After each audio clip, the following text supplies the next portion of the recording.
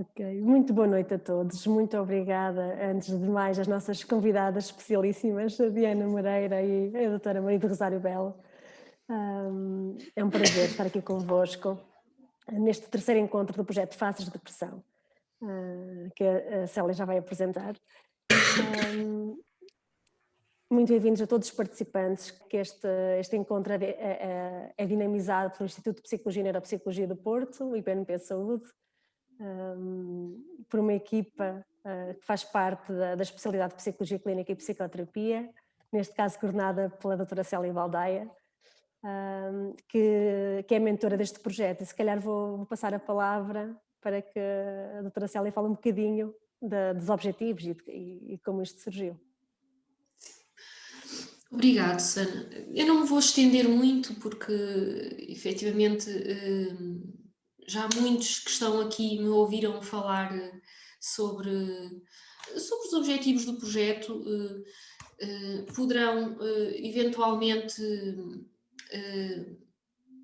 saber um bocadinho mais a fundo do projeto através de um link que vai ser colocado no bate-papo, perdão. E penso que não fará sentido eu estar a estender-me bastante, porque nós queremos essencialmente ouvir hoje a doutora Diana e a doutora Rosário.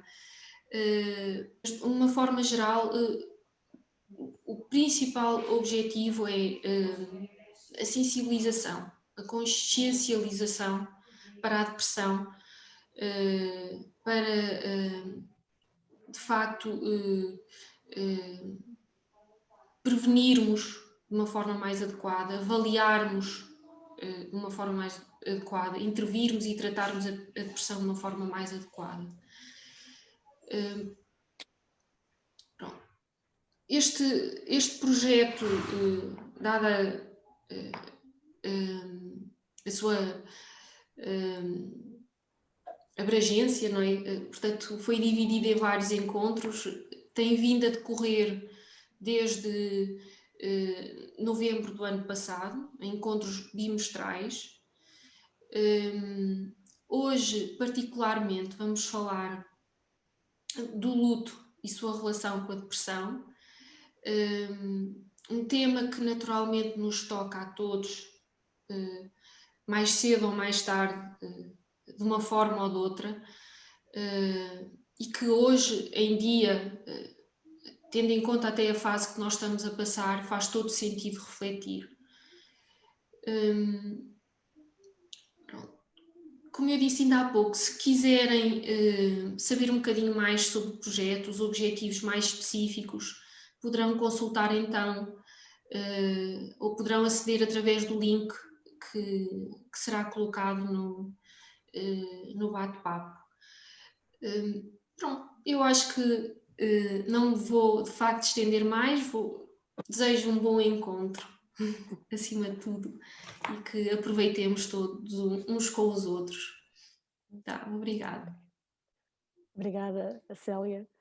Vou passar a apresentar então as oradoras. Temos connosco a doutora Diana Dias Moreira, professora universitária e investigadora no SMAI. Tem várias publicações em revistas científicas, vários capítulos publicados em livros. É neuropsicóloga e psicoterapeuta no IPNP Saúde. E hoje vai abordar e falar um bocadinho mais da investigação acerca do luto. Em conversa com a doutora Maria do Rosário Belo, psicanalista, membro didato e fundador da Associação Portuguesa de Psicanálise e Psicoterapia Psicanalítica, e investigador no pensamento de Winnicott, tendo aliás um livro publicado acerca do tema, Estudos Winnicottianos, e é formada em Psicologia Clínica e doutorada em Filosofia. Doutoranda, peço desculpa. E a doutora Dias Moreira também é doutorada em Psicologia Forense, é assim, não é? Agradeço. Quero começar por agradecer à comissão organizadora destes encontros, felicitar pelos encontros anteriores, correram muito bem, e é um gosto estar aqui convosco.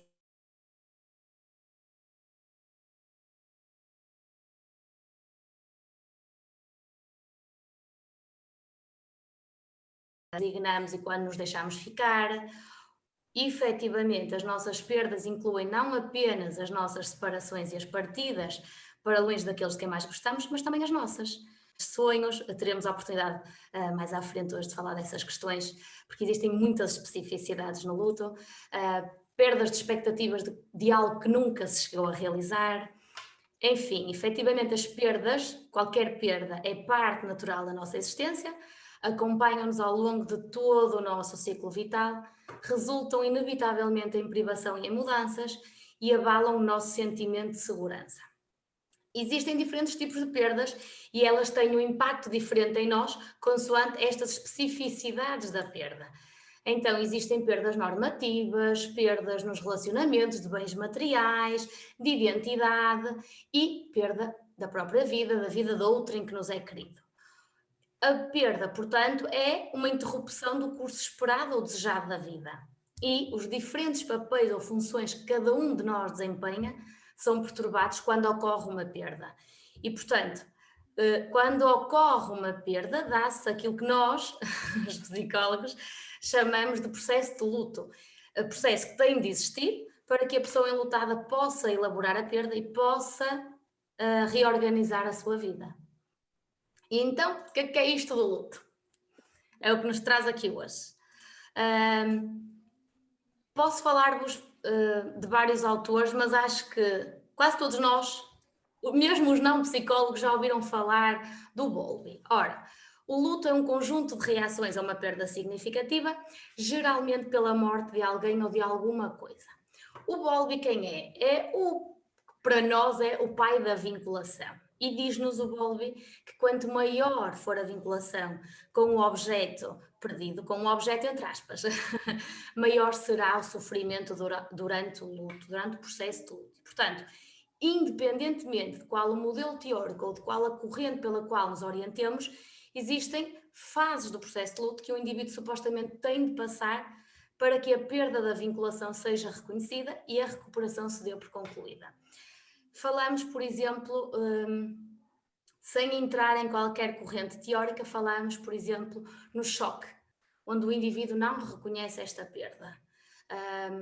Passa muitas vezes de seguida por uma fase de protesto, em que nesta fase a pessoa enlutada procura e anseia incessantemente pela pessoa perdida. A fase seguinte costuma ser o desespero, ou seja, a pessoa enlutada tem consciência, toma consciência naquela altura que esta perda é permanente, e a última fase é a fase da aceitação, que ocorre quando a pessoa enlutada se adapta à perda e começa a retomar o seu funcionamento normal, o seu funcionamento prévio à perda. E, portanto, esta adaptação ao luto é, efetivamente, o resultado de uma interação entre duas forças de vinculação poderosíssimas, mas opostas. Por um lado, a pessoa enlutada tem necessidade de manter a proximidade com a pessoa que perdeu, e por outro lado há a necessidade dela se desvincular para poder investir noutras relações, para que este processo de luto ocorra de forma mais saudável. Colega, doutora Maria do Rosário, passo-lhe um bocadinho a palavra para lhe dar, por exemplo, uma experiência destas fases do processo de luto, que quando não são devidamente... Que cada fase da vida nos vai trazendo, não é? Vai determinar também a forma como vamos gerindo, lidando com as nossas perdas, sejam elas perdas pessoais, no sentido em que nós vamos perdendo algumas coisas ao longo da vida, não? Vamos perdendo coisas com o envelhecimento, vamos perdendo pessoas ao longo da vida, vamos, enfim, a vida de facto é implacável para todos nós nesse sentido. Mas a forma como nós nos constituímos vai de alguma forma também determinar um pouco a forma como nós lidamos com isso, não é?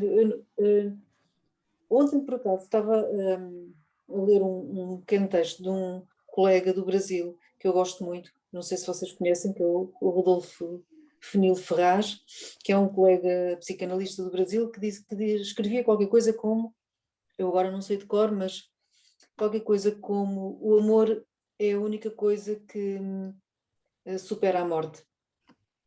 Neste sentido de ser a única força, digamos assim, capaz de derrubar esse monstro inevitável que é a morte. não só porque as pessoas que morrem permanecem dentro de nós porque as amamos, não é? Isso obviamente que sim, mas também porque o amor é a única condição que torna a morte irrelevante, não é? É a única coisa que faz com que a morte não tenha grande importância. Quando se está a amar,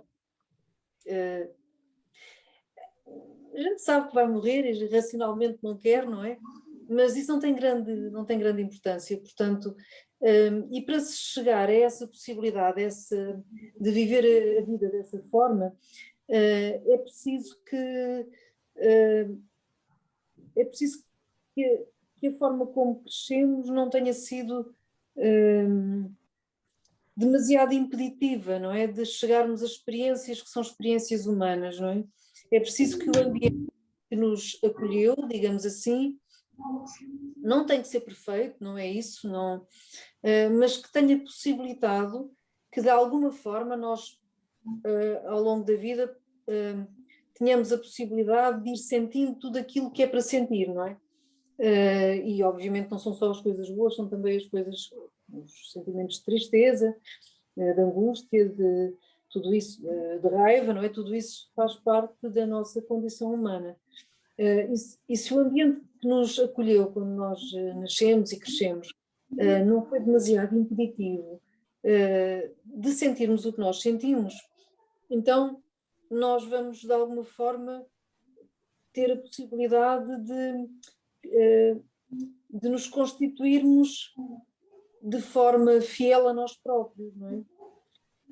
E isso eu penso que não é condição de não sofrimento, não existe, sofrimento é qualquer coisa que é inerente à condição humana, não podemos fugir disso, mas é a condição de alguma forma estarmos preparados para lidar com esse sofrimento, de alguma forma estarmos preparados para lidar com a responsabilidade, que são as perdas ao longo da vida, e nomeadamente as perdas. Eu penso que a maior perda de todas não é a perda da própria vida. Eu penso que a maior perda de todas é a perda das pessoas que nós amamos, não é? Essa é que é a grande, do meu ponto de vista é o que é mais doloroso. Mas como é inevitável, se de facto nós pudermos ter essa possibilidade de encontro connosco próprios, de alguma forma vamos sobreviver a isso, não é? Mesmo que possa... Mas, Diana, qual era a pergunta que eu acho que comecei a falar e agora não sei qual era a pergunta. Fez muito bem, mas era uma experiência, mas nós vamos ter a oportunidade de falar sobre mais experiências. Ok. Vamos agora falar um bocadinho sobre o processo, a duração. Quanto tempo é que é suposto uma pessoa estar enlutada? Isso também é muito engraçado, não é? Porque há aí muitas teorias, uns dizem que é 6 meses, outros dizem que é 1 ano. Pois, exatamente. Então, o que é que acha, Diana? Pois eu acho que este processo é variável.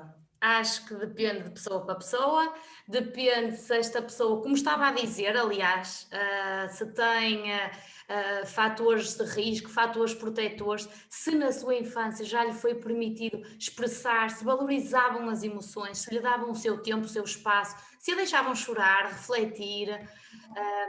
Ora, num processo de luto, efetivamente, com o passar do tempo, o choro e a tristeza, clichês como vais ultrapassar isso, não chores mais, o tempo curará tudo, tu és nova, podes casar-te novamente, podes ter outros filhos, Deus foi teu amigo, se calhar foi melhor assim, podia ter sido pior. Ora, o que é que normalmente estes comentários despoleitam? Não é a validação dos sentimentos, da dor da pessoa enlutada. Normalmente este tipo de comentários despoleta raiva. E há a percepção de que a outra pessoa não aceita as emoções do enlutado, que faz juízos de valor, que não demonstra empatia para com as emoções que estão a ser vivenciadas. Ora, efetivamente, muitas vezes faltam-nos as palavras. Não sabemos o que havemos de dizer a uma pessoa enlutada que está em sofrimento profundo, em sofrimento intenso. No entanto, existem algumas respostas que são percebidas como mais úteis, nomeadamente o reconhecimento dos sentimentos e a compreensão de que os sentimentos que a pessoa está a viver podem efetivamente e são efetivamente assustadores, o reconhecimento que aquela experiência foi de facto devastadora. A pessoa enlutada desta forma vai se sentir mais aceita e mais compreendida, e esta experiência da perda passa a ser reconhecida, coisa que, se utilizarmos clichês, claramente esta experiência não está a ser reconhecida. Ora, muitas vezes, frequentemente, não sei, já me dirá a sua experiência, mas De facto, a pessoa que é contrário, acho que temos que ter a paciência necessária para deixar que, pronto, que a pessoa de facto faça o seu processo como a Diana estava a dizer. Estou inteiramente de acordo. respeitar os timings de cada um, não é? Sim, sim. Uhum. Ora, e isto da depressão no luto? O que é isto da depressão no luto? Tem especificidades, não é como uma qualquer depressão, e também dentro da depressão no luto existem especificidades no tipo de perda. Ou seja, é diferente perder a ideia de um filho, o filho ideal, um aborto, uma perda gestacional, perder, a literatura diz-me que é completamente diferente, perder o filho primogênito, perder um filho único, perder um filho tendo outros filhos, perder um filho em criança versus na idade adulta, perder um pai, perder uma mãe, perder um pai em criança, perder um pai na idade adulta, perder um pai por doença. Enfim, há aqui toda uma série de especificidades no tipo de perda. Ora, o que é que a literatura mais nos diz? Certamente já tivemos experiências destas a nível pessoal ou então a nível clínico. A literatura efetivamente destaca um tipo de perda como sendo a mais terrível e avassaladora das dores, que é a perda de um filho. Ora, é um sofrimento inimaginável. Quando se perde um filho, inevitavelmente perde-se também parte de um pai e de uma mãe, e portanto, estes pais em luto experimentam um sofrimento mais intenso do que os adultos que sofrem qualquer outro tipo de perdas. Isto sabe-se muito em parte à singularidade, vinculação, que o Bowlby nos falava, muito em parte à singularidade do relacionamento que se estabelece entre uma mãe e um filho e entre um pai e um filho. E este luto destes pais é profundo, independentemente do número de anos desde a perda, da idade da criança no momento da morte ou da causa.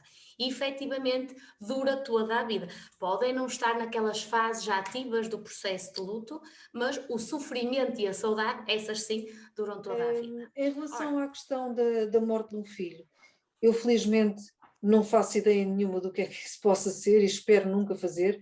Agora há uma coisa que me parece, enfim, que me parece que pode ser mais ou menos, não vou dizer universal, porque não é universal, cada pessoa é uma pessoa, mas acho que com muita facilidade isso pode, mesmo o que eu quero dizer é, mesmo em pessoas saudáveis, com muita facilidade isso pode desencadear uma depressão, mas não é uma depressão qualquer, é uma depressão da perda do sentido da vida. Da vida de deixar de ter sentido, da vida de ser qualquer coisa que de repente fica sem sentido nenhum. Fica sem sentido nenhum. Portanto, imagino que isso possa ter como consequência uma reação absolutamente patológica, mesmo uma pessoa que seja saudável e que tenha sido saudável até então. Não é? Claro, evidentemente, quanto mais saudável é a pessoa, mais viverá o sofrimento e, portanto, também, provavelmente, melhor prognóstico terá a situação. Mas, como a Diana disse, e muito bem, essa é uma situação em que, sem dúvida nenhuma, o luto será para sempre, não é? Não há hipótese nenhuma. Eu penso que é um luto impossível de fazer, mais ainda do que o luto da própria vida, não é? Sim. Esse será o luto que eu penso que não tenhamos ilusões, não é possível fazer-se, do meu ponto de vista. Que irá acompanhar, sem dúvida. A propósito do que estava a dizer, concordo em absoluto. Efetivamente, é muito mais fácil passar-se por aquelas fases do processo de luto quando há o objeto, quando se vê o objeto, o objeto, a pessoa, do que quando não se vê. Ora, efetivamente, nós em Portugal é considerado um bebé e, portanto, tem direito a todos os rituais fúnebres, tem direito a acompanhamento psicológico. Uma mãe, um pai que perde um filho pós 24 semanas de gestação. Antes disso, em Portugal, não é permitido a estes pais, por exemplo, fazer um enterro. Mas às 23 não é, às 24 já é. Pois. Ora, o que é que se sabe? Os pais que efetivamente têm este direito, têm esta opção de, perante o enterro do filho, estes pais conseguem mais facilmente tomar consciência daquela perda. Ora, começam ali a perceber que a pessoa existiu, mas veem o objeto. E, portanto, este luto não é tão patológico. A depressão que estes pais eventualmente venham a desenvolver não é tão patológica quando há o objeto, do que quando não se vê. Quando não é permitido a estes pais ter contacto com este bebê, porque legalmente ainda não é uma pessoa, ainda não é um bebê. E, portanto, nestes casos há morte fetal, nestes casos há aborto, não se chama bebê e não é permitido a estes pais fazer o enterro do seu próprio filho. Por exemplo, muitos destes bebés, imaginem, 19, 20 semanas, o bebê já está praticamente na metade da gestação, já tem um corpo formado e já se encontra em pleno desenvolvimento. E, portanto, havendo uma morte com estas semanas de gestação, o bebê é literalmente deitado ao lixo juntamente com o restante lixo hospitalar. E, portanto, o trauma da perda gestacional é dramaticamente aumentado quando isto acontece e causa danos muito mais graves e de muito mais difícil recuperação quando não são devidamente cuidados. Ora, muitas vezes as mães, os pais sentem-se psicologicamente tão abalados no momento da perda gestacional que muitas vezes nem lhes é explicado que têm este direito. E, portanto, estas fases do luto acabam por não conseguir ser vivenciadas da mesma forma e causa, inevitavelmente, mais sofrimento. Só estou a concordar em absoluto com tudo aquilo que estava a dizer, efetivamente.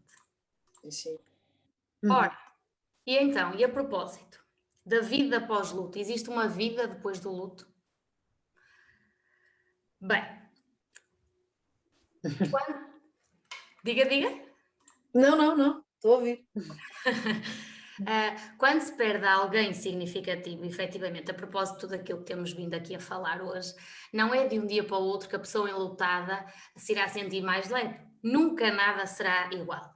Efetivamente, a vida desta pessoa vai sofrer uma reviravolta de 360 graus.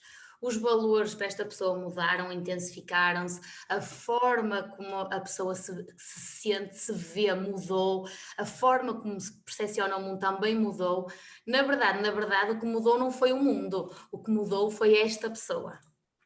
E, portanto, o importante é não ter pressa desta pessoa enlutada a conhecer o seu novo eu. Nada será igual, é certo, mas pode ser parecido. A pessoa enlutada tem é de se dar tempo, tem é de se permitir. A questão do tempo que já se falou e que ainda se vai falar muito aqui hoje. O vazio que esta pessoa sente, esta mutilação do coração, é muito comparável a um portador de uma mutilação física. Só que o portador de uma mutilação física tem a ausência de um membro, uma mão, uma perna, um dedo, e a pessoa enlutada tem a mutilação do coração. Portanto, o que a pessoa enlutada tem de aprender a fazer e vai aprender a fazer nas fases do seu processo de luto é a carregar este vazio que é inocupável por toda a sua vida. A pessoa vai deixar de questionar, porque muitas vezes vemos numa pessoa enlutada a questão do porquê. Porquê a mim? Porquê que isto me aconteceu? E porquê eu? Ora, o que é certo é que o processo de luto começa a avançar quando a pessoa começa a questionar-se o para quê ou o como, em vez do porquê. E, portanto, quando a pessoa muda o mindset, com ajuda ou não, para o para quê, a resposta naturalmente virá. Nos casos, como disse, cada pessoa tem o seu timing e, portanto, nos casos mais rápido, noutros casos mais lentamente. Este processo dói muito, mas é desta forma, esta forma será o motor que impulsionará a pessoa enlutada a continuar a caminhar, a continuar a desenvolver-se, a continuar a sua vida. Ora, o que se vê também muitas vezes é uma vontade enorme da pessoa enlutada a falar do seu ente querido. Mas chega a um determinado momento em que todas as pessoas, mesmo a família mais chegada, o grupo de amigos, se cansam desse assunto. Isto menos a pessoa enlutada. E, portanto, não significa que as pessoas ao redor da pessoa enlutada não queiram o bem dessa pessoa. Muitas vezes querem, certamente querem, e é portanto querer que precisam muitas vezes de acreditar que a pessoa parou de sentir aquela dor para que eles próprios possam continuar a viver. Portanto, como a pessoa enlutada ama essas pessoas, que são as suas pessoas, deixa que, na verdade, tenham essa ilusão. E, portanto, só mesmo o tempo para mostrar à pessoa que está em luto como lidar com essa vontade. O tempo num processo de luto efetivamente faz toda a diferença. Não sei dizer quando é que acaba, já vimos, nenhuma de nós sabe, certamente. Só a pessoa enlutada mesmo saberá quando o seu luto diminuiu e quando a saudade começa a ocupar o lugar anteriormente ocupado pela tristeza. E, portanto, a dor ficará desta forma mais plausível, outros amores irão ocupar e habitar a vida da pessoa, mas um amor não substitui o outro, não existem dois amores iguais. E, portanto, já nos dizia o Mia Couto, já nos diz o Mia Couto, que a mesma água não passa duas vezes no mesmo rio. E, portanto, também estou certa, podemos afirmar que não se tem duas vezes o mesmo filho, não se tem duas vezes a mesma mãe, não se tem duas vezes o mesmo pai. E, portanto, perante a questão se há vida depois do luto, eu acho que existe vida depois do luto, acho é que é uma vida diferente. A pessoa enlutada vai, certamente, resultar do seu processo de luto ficar mais forte, mas tem de terem atenção para não endurecer o coração, porque este processo pode rigidificá-la e, portanto, a pessoa voltará a ser feliz? Sim. Como? O tempo dirá. Só o seu tempo dirá. Diana, eu estava aqui a pensar que eu estou inteiramente de acordo com o que disse. Eu estava a pensar que se é mais difícil nós pensarmos o que é que se pode retirar da perda de alguém, de um ente querido, não é? O que é que se pode retirar de positivo no pós-luto? E de facto é difícil pensar isso. Nunca pensei nisso. Sinceramente não sei se há alguma coisa de positivo. Talvez não. Mas talvez se possa pensar que noutro tipo de lutos poderá haver aspectos positivos que se retiram, dependendo da pessoa e dependendo da forma, quer dizer, dependendo daquilo que a pessoa fizer com esse luto, não é? E estou a pensar, nomeadamente, não só na perda, sei lá, de bens materiais ou de empregos, ou, que são coisas, que são perdas que podem desencadear lutos, processos de luto e até processos depressivos, mas estou a pensar nomeadamente, por exemplo, numa coisa tão comum e que também nos aparece tanto na clínica, que é a perda de relacionamentos amorosos, não é? Que são, obviamente, alturas de luto e alturas de, às vezes até de incursões depressivas, mas eu penso que se pode pensar que após esse processo de luto, em algumas pessoas, se pode pensar que se retiram coisas positivas, não é? Nomeadamente retira-se aprendizagem, quando as pessoas estão capazes de aprender, porque às vezes as pessoas não estão capazes de aprender, as pessoas estão tão fechadas numa repetição de um determinado padrão de funcionamento, não é? Uma coisa quase compulsiva de repetição de um modelo, que de facto não aprendem nada, não é? São como aqueles burros que têm duas taulas e vão sempre pelo mesmo caminho, mesmo quando há um caminho melhor ao lado, nem sequer veem, não é? Vão sempre pelo caminho das pedras. Isso pode acontecer e infelizmente acontece muitas vezes, não é? Eu também não me estou a retirar disso, não digo que não tenha feito isso algumas vezes, mas eu acho que é possível fazer de outra maneira, é possível, sem negar o que aquela experiência nos trouxe de dor, sem negar o que aquela experiência nos trouxe de sofrimento, talvez seja possível encontrar uma forma de usar isso, entre aspas, como uma aprendizagem, mas também não é uma aprendizagem para irmos para o outro extremo, que às vezes as pessoas também fazem, eu fui assim, agora vou ser assado, não é? Depois tem aquela, andam ali a oscilar entre namorados que são extremos, são extremos, não é? Ou muito quietinhos, ou muito extrovertidos, ou muito não sei o quê, e andam sempre naquilo, que é uma maneira de repetir também, não é? Repetem assim a coisa, fica um bocadinho mais, tem mais graça, porque vão mudando um bocado o estilo, mas é uma repetição na mesma. Mas eu referi-me a outra coisa, que é efetivamente aprender com a experiência, não é? Aprender com aquilo que nos aconteceu. E aprender implica passar pelo processo de luto, que a Diana há bocado referiu, as fases todas do luto, e nomeadamente também a revolta, não é? O outro é que nos fez mal, etc, etc, tudo isso. Mas depois, quando isso passa, pensar assim, espera, mas o que é que eu também faço, não é? O que é que eu também... O que é que da minha parte também proporciona que estas coisas me aconteçam, e nomeadamente se me acontecem sistematicamente, não é? O que é que sou eu nisto? O que é a minha contribuição nisto? E isto pode ser uma grande mais-valia. Se a pessoa está capaz de fazer este processo sozinha, ótimo. Se não está, pode ser uma oportunidade fantástica de procurar uma psicoterapia.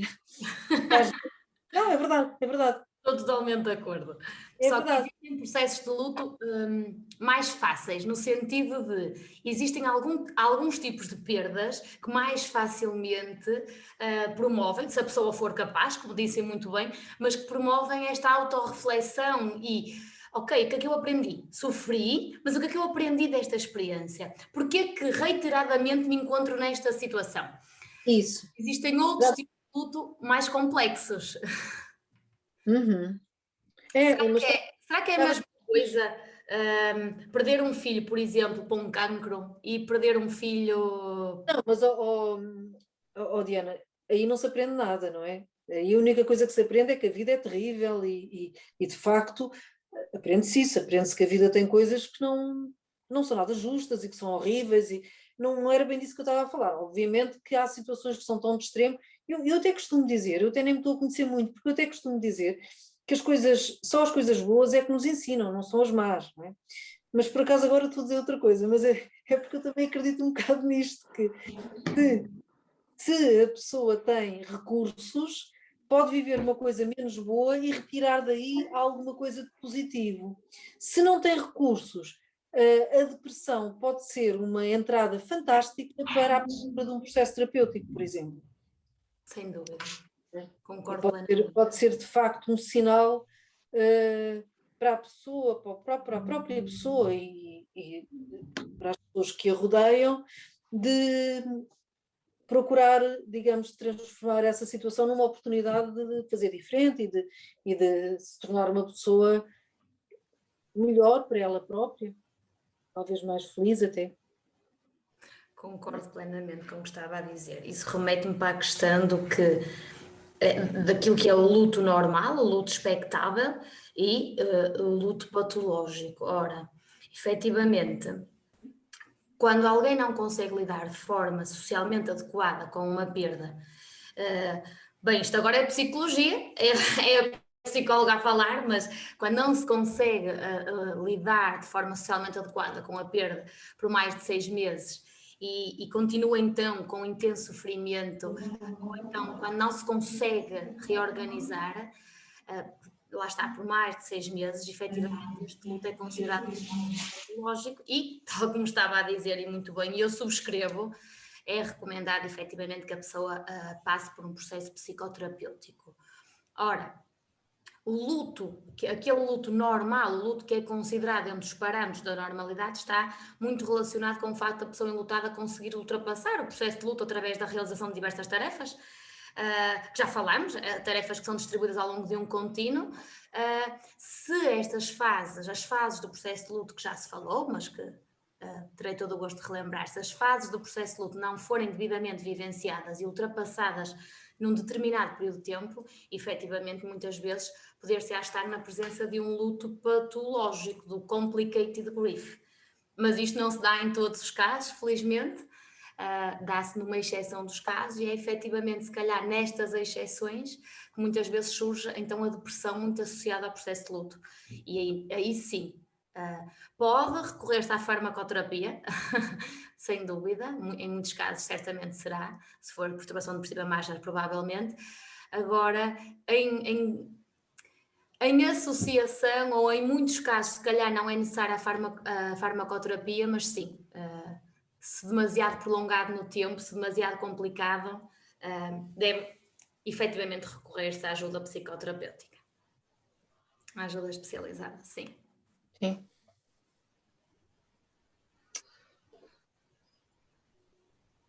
Caros colegas, têm alguma questão? Sim, estava-me aqui a ocorrer a importância que podem representar os rituais, as tradições que vamos tendo à volta do luto, nomeadamente o próprio funeral, e o quanto nos tempos de hoje está comprometido, está alterado, não é? Devido a estas questões da pandemia. Fiquei a pensar no impacto que isso poderá estar a ter nas pessoas, não é? Sim, sem dúvida. Qual é a vossa opinião em relação a isso? Muito bem, é assim, rituais, Célia, como estavas a referir, como o funeral, tendem efetivamente a ajudar os pais na sua readaptação e no seu processo de luto. Efetivamente, a psicologia do luto tem vindo a evidenciar a importância dos rituais fúnebres enquanto processos facilitadores do processo de aceitação da perda e de gestão do sofrimento. Efetivamente, os rituais, estes rituais ou outros, mas a literatura fala-me mesmo que os rituais fúnebres são muito importantes e estes permitem que exista uma despedida e que a família seja respeitada como uma família em luto e, portanto, tendem a ajudar. Olha, quando isto não acontece, o que é que muitas vezes acontece é que o luto é considerado um não acontecimento. E, portanto, ao ser considerado um não acontecimento, a pessoa não pode passar por todas as fases e muitas vezes desenvolve-se o processo de luto porque não há o objeto, era aquilo que falámos. Quando não há o objeto é como se houvesse um não acontecimento e a pessoa continua a questionar-se: será que isto aconteceu mesmo? E será que morreu mesmo? E será que eu nunca mais o vou ver? Será que um dia ele me vai aparecer? Eu não queria falar de casos específicos, nós temos um caso bem conhecido. Anos. A mãe não consegue ultrapassar porque ela não viu o corpo do filho. E, portanto, continua a ser um mau acontecimento e a mãe pode continuar a acreditar que este filho está vivo. Precisa de acreditar que este filho está vivo. E não consegue fazer devidamente o seu processo de luto porque não vê o corpo, porque não há ali, não há o objeto. Este processo de luto é muito dificultado, na minha opinião, sim.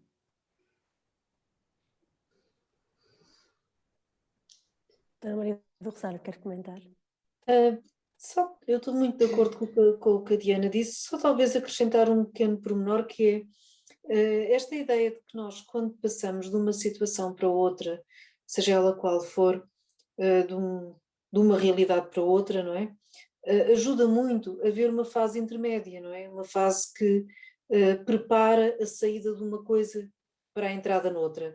E eu penso que os rituais têm muito essa função, digamos assim, de preencher esse lugar intermédio, seja os rituais do casamento, dos batizados, e as próprias celebrações fúnebres também têm, do meu ponto de vista, essa característica, não é? Obviamente não resolve a dor, mas abre uma possibilidade de um espaço que é uma terra de ninguém ainda, não é? Que é um espaço de transição. E eu penso que isso é importante, não é?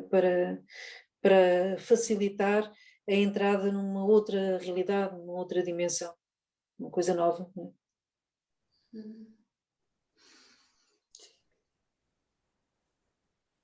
Concordo plenamente. Doutora Diana, ainda quer acrescentar aqui algumas reflexões ou passamos a palavra à plateia, aos nossos participantes? O que é que Eu acham? acho que sim. Temos que passar. Sim. Se calhar posso propor-vos aos participantes, quem tiver interesse em quem que não tenha objeção à partilha de imagem, podem ligar as câmaras e se calhar passamos já a ter uma pergunta em direto. Se alguém quiser colocar uma questão em direto, ligar a câmara, ligar o microfone, se tiver dificuldades coloca aqui no bate-papo porque o back-office vai tentar ajudar, que às vezes é difícil. Se preferirem, também podem colocar a questão diretamente no bate-papo. A Rosalina Moita pode ligar a câmara, se tem uma questão, Consegue-se conseguir. Primeiro Rosalina, depois Miguel. Olá, muito boa noite. Muito obrigada por este encontro e muito grata pela participação das oradoras. Realmente esta questão dos rituais e dos rituais servirem aqui de preparação para esta nova realidade em que suportam todos estes, as pessoas encontram um enquadramento para o sofrimento que estão a dar, leva-nos a refletir este último ano de pandemia em que todos estes rituais foram negados a estas famílias. E que consequências é que isto poderá ter num futuro próximo e médio, em que as pessoas não tiveram este espaço de se reorganizarem, este espaço de enquadramento do sofrimento, esta ritualização do sofrimento que é tão importante para nós, enquanto seres numa sociedade e com as nossas próprias crenças, independentemente da religião que cada pessoa tenha, mas cada pessoa tem as suas crenças e tem os seus rituais próprios das suas crenças e que se viram impedidos de os poder exercer. Como é que estas pessoas poderão? Eu penso que será um campo que pode passar facilmente para o tal luto mais doentes, entre aspas, e surgir aqui talvez uma patologia dentro da depressão, ou ver-se aqui a assistir a um número de depressões. Era este o meu comentário. Obrigada. Quem quer responder primeiro? Posso responder. Eu estou em crer que a sintomatologia depressiva irá aumentar, sim, como resultado da perda de entes queridos perante a pandemia. Efetivamente, não nos podemos despedir devidamente do nosso ente querido. Os rituais não podem ser feitos da mesma forma. Nós sentimos, o que as pessoas têm descrito, é que os abandonam e, portanto, as fases do processo de luto não estão a ser feitas no seu devido tempo. E, portanto, creio que, em alguns casos, se calhar não, mas tenho plena consciência que irá desencadear em patologia do foro depressivo em muitos enlutados por perda de entes queridos para o Covid, para este vírus, e mesmo aqueles que não o perderam, o seu processo de luto será um bocadinho retardado, no meu ponto de vista. E, portanto, se calhar muitas daquelas fases vão ser vividas, não nos timings. Aí não podemos ser tão rígidos num diagnóstico do que é o luto patológico ou não, porque se calhar pode não chegar a patológico, mas a pessoa não se permitiu, dada a situação pandémica, viver todos aqueles sentimentos naquele timing que era suposto. Porque não era permitido, porque nem sequer podemos ter contactos sociais, porque estamos isolados, porque ainda nos vemos privados da nossa liberdade, da nossa interação social, e nós somos seres sociais, e portanto, quando a pandemia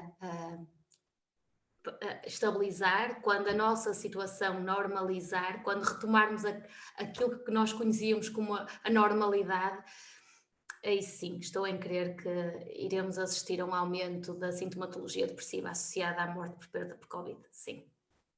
E sem ser por Covid, porque há muitas mortes que, não sendo Covid, são tratadas, não deixam de estar em pandemia, e portanto os rituais fúnebres, ainda que o ente querido tenha falecido de qualquer outro problema, os rituais realizam-se da mesma forma e, portanto, não há aquela despedida típica e aqueles rituais que são tão dolorosos, mas sabe-se que são tão necessários para ultrapassar este luto, para fazer de forma adaptativa este luto. Doutora Maria do Rosário. Eu estou muito de acordo, se calhar não adiantava muito mais para dar a oportunidade de outras pessoas fazerem outras perguntas. Com certeza. Eu quero comunicar também aos participantes que estamos aqui só com um problema técnico com as câmaras, estamos a tentar resolver. Entretanto, por ordem de chegada, Miguel queria participar. Peço desculpa pela questão da câmara. Mas já está. Pode colocar a sua questão. Olá, primeiro, boa tarde a todas. Não sei se é boa noite, eu falo do Brasil, português, falo do Brasil. Bem-vindo. Olá, boa tarde a todos, boa tarde a Portugal, e adorei o vosso tema, acho muito pertinente nos dias atuais. Gostei muito da intervenção da doutora Diana. Eu sou psicólogo clínico, tenho sensivelmente 1 ano e meio de atividade e às vezes a grande dificuldade que se depara no espaço terapêutico, numa questão do luto, é nós diferenciarmos a depressão, a angústia, a tristeza e o tédio, não é? Estes sentimentos, eles estão muito próximos e ao mesmo tempo também estão muito distantes. Eu queria perguntar pode ser à doutora Diana, não é?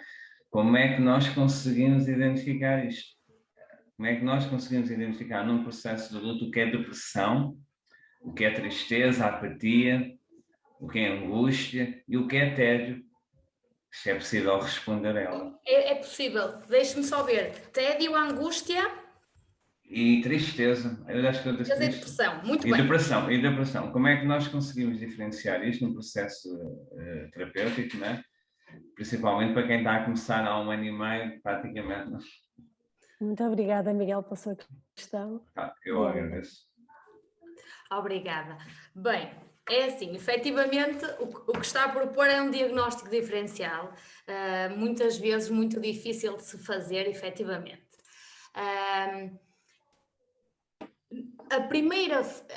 As primeiras fases do processo de luto são efetivamente caracterizadas por tristeza e angústia. Se for devidamente, e muitas vezes também vem o tédio, mas nem tanto. Para mim, tristeza e angústia estão muito mais presentes nas primeiras fases do processo de luto, ainda que seja um luto normativo, um luto normal. Okay?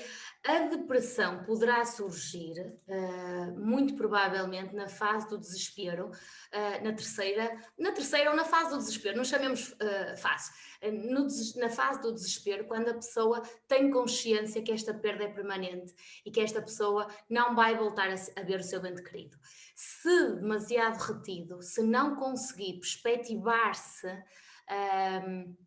ou perspectivar a sua vida sem a pessoa querida, se desejar intensamente morrer para ir para a beira da pessoa querida, isto, aí sim, já estamos na presença de depressão, provavelmente, e mais do que isso, na presença de um luto patológico, e aí o nosso tão querido manual já nos auxilia, o nosso DSM-5 já nos auxilia, porque existem aqui critérios muito específicos que, quando presentes em intensidade e em duração, fazem um critério, sintomatologia específica para o diagnóstico de luto patológico, Miguel. Eu acho que tenho aqui à mão o DSM e posso, por exemplo, dizer que para estarmos, por exemplo, na presença deste luto patológico, a pessoa enlutada tem de evidenciar sentimentos de culpa que não está presente no luto normal e, portanto, não é algo que uma pessoa enlutada por norma sinta. Sentimentos de culpa relacionados com outras coisas, ler o DSM, para além do que fez ou não fez na altura da morte do ente querido. Pensamentos acerca da morte, para além de pensar que era melhor ter sido ele a morrer ou que devia ter morrido juntamente com o falecido. Preocupação mórbida acerca da sua inutilidade e menos-valia. Acentuada lentificação psicomotora. Repare, na depressão também existe lentificação psicomotora, aqui de forma muito mais acentuada.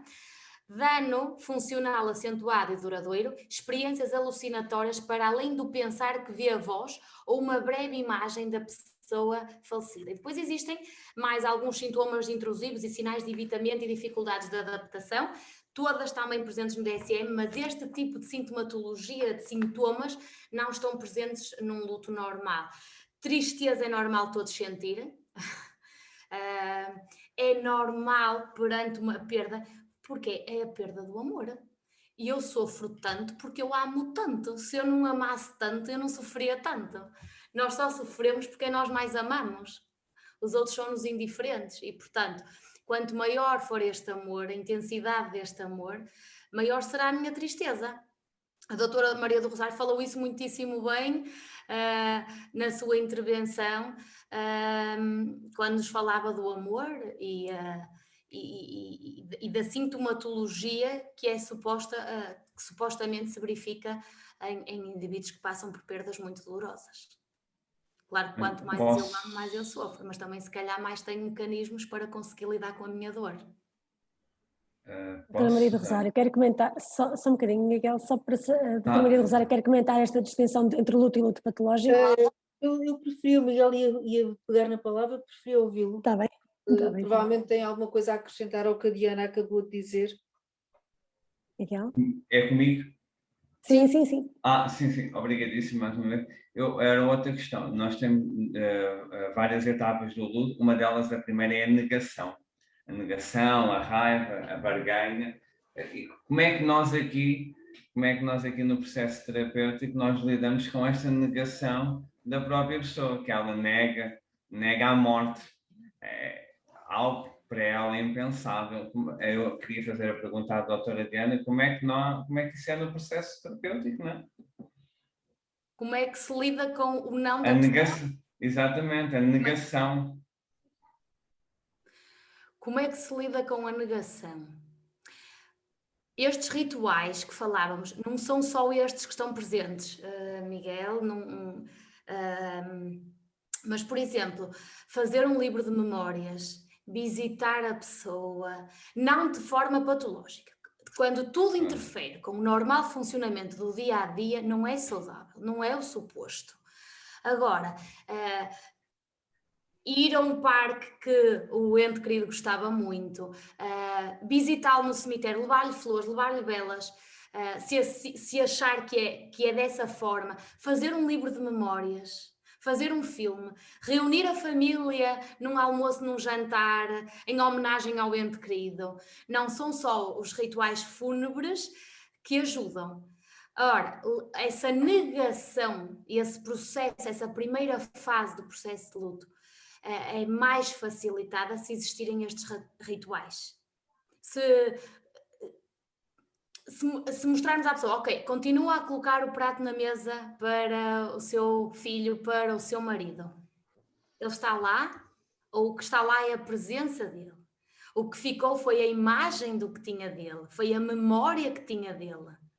Questionar, ajudar a pessoa a perceber, fazer exercícios neste sentido com a pessoa, para a pessoa tomar consciência que a perda ocorreu, que a perda real ocorreu. O sentimento não tem. A pessoa só morre quando nós deixamos... Miguel, a pessoa só morre quando nós deixamos que ela morra. Se nós pensarmos nela, se nós falarmos nela de forma saudável e adaptativa, nunca morre. Sim, doutor José ia falar, pareceu-me. Doutor José? Eu gostaria de dizer qualquer coisa. Com certeza. Gostei muito da vossa intervenção, tanto da Diana como da Rosário. No entanto, há aqui coisas um bocadinho mais profundas que eu gostaria de mexer. Uma delas é que uma coisa é perder, e eu disse isto há 2 meses atrás, suponho. Uma coisa é perder um objeto, outra coisa é perder o amor do objeto, como diz o Dr. Coimbra de Matos. Uma coisa é eu ter uma justificação para o que perdi, porque morreu, porque se foi embora, porque foi à vida, sei lá. Por outra coisa qualquer, alguém de quem eu gostava e que desapareceu. Outra coisa é sem justificação, digamos assim, aparente, por certeza que há uma justificação, mas não é, eu não a sinto, da perda do amor do objeto. Ou seja, é diferente. Se eu ficar viúvo e a minha mulher morrer, eu tenho uma justificação para não ter o amor dela, porque ela morreu. Pronto. Aqui posso fazer um luto mais ou menos difícil, mas é um luto. Agora, se ela não morreu, e desculpem lá, me pôs os cornos com outro gajo qualquer, a primeira coisa que eu penso é o que é que aquele gajo tem que eu não tenho? Em que é que eu fui inferiorizado? Quando há uma falha narcísica, há de facto a depressão. Se não há falha narcísica, há elementos depressivos no luto. No luto há elementos depressivos. Mas é um luto, não é uma depressão. Uma depressão é quando eu me sinto afetado e afetado profundamente na minha imagem, na minha relação, na minha inserção no mundo. Eu acho que esta diferenciação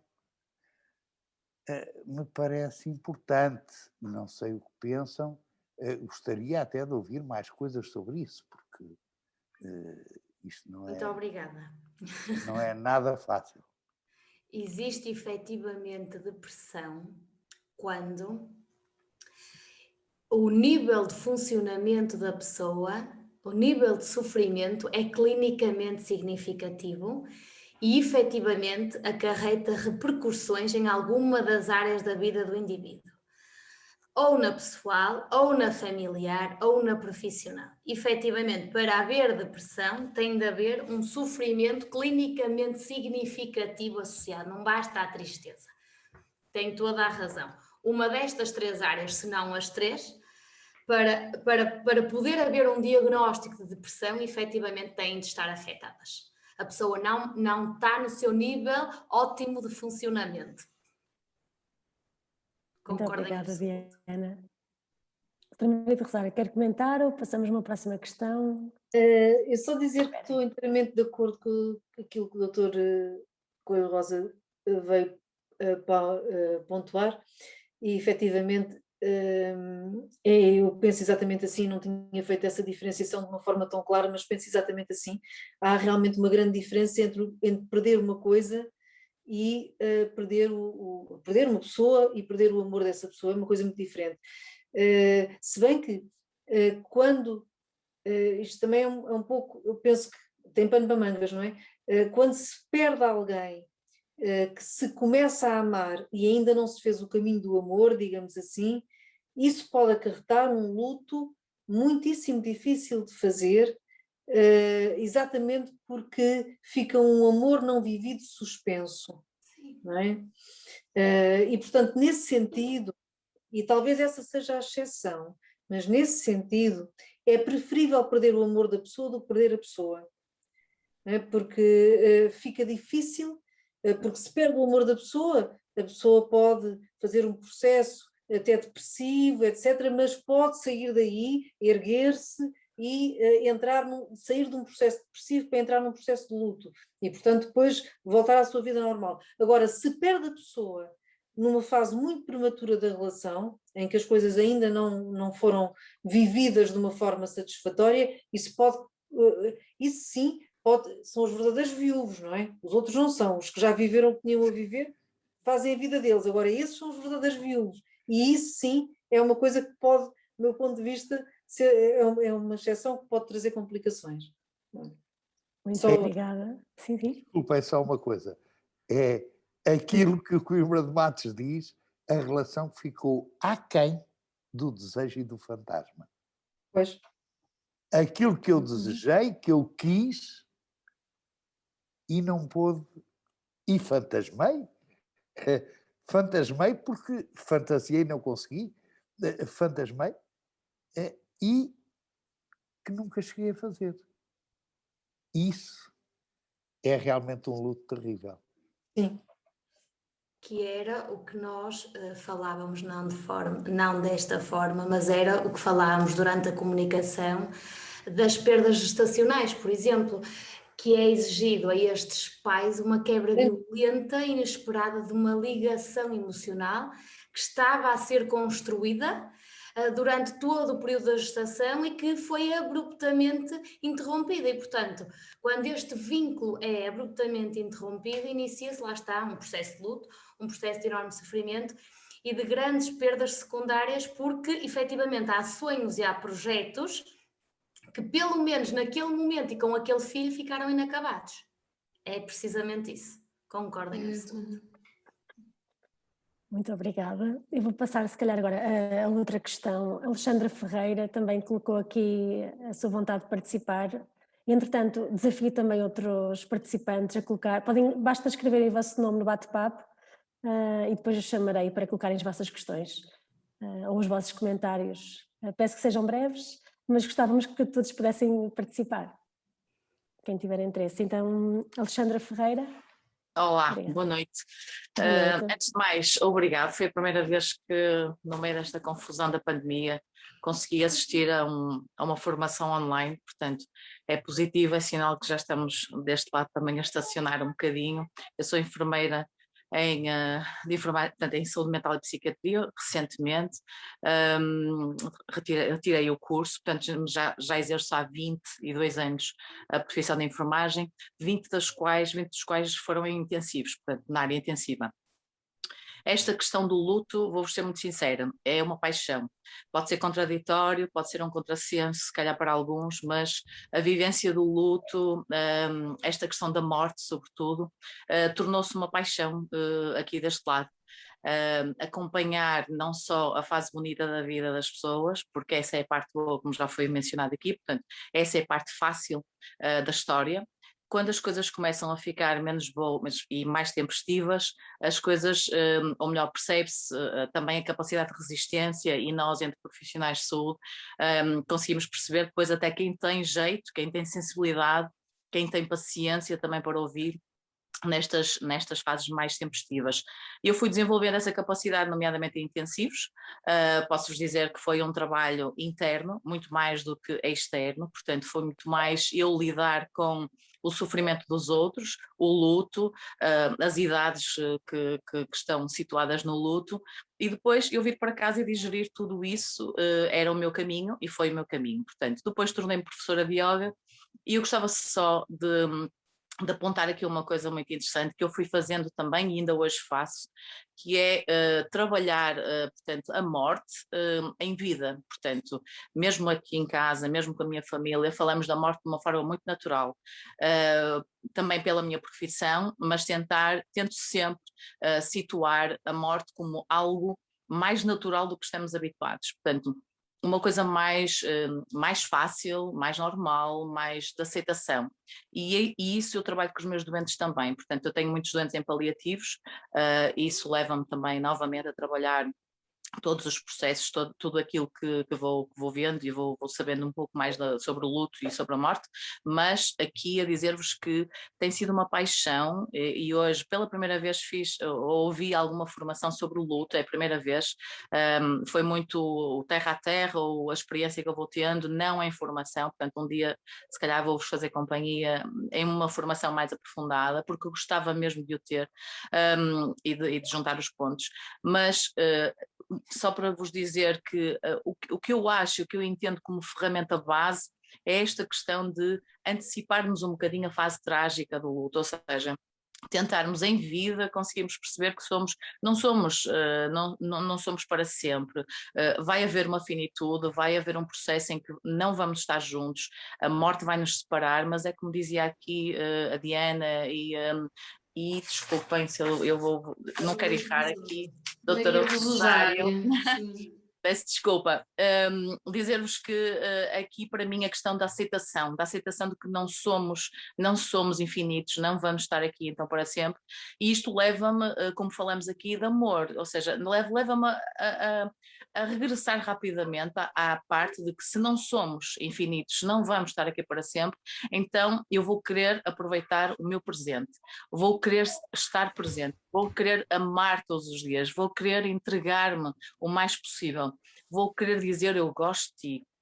E estas coisas todas que nós perdemos de vista pela nossa vida louca, leva-me a perceber que só quando estamos a aproximar-nos desse fim, muitas vezes, é que recorremos ao tempo de perdoar, de aceitar, etc. E é uma correria, porque às vezes são microsegundos que eu tenho para me despedir e às vezes nem sequer, tive muitos doentes em que as pessoas não tiveram tempo de se despedir, portanto, e hoje com Covid isso acontece muito.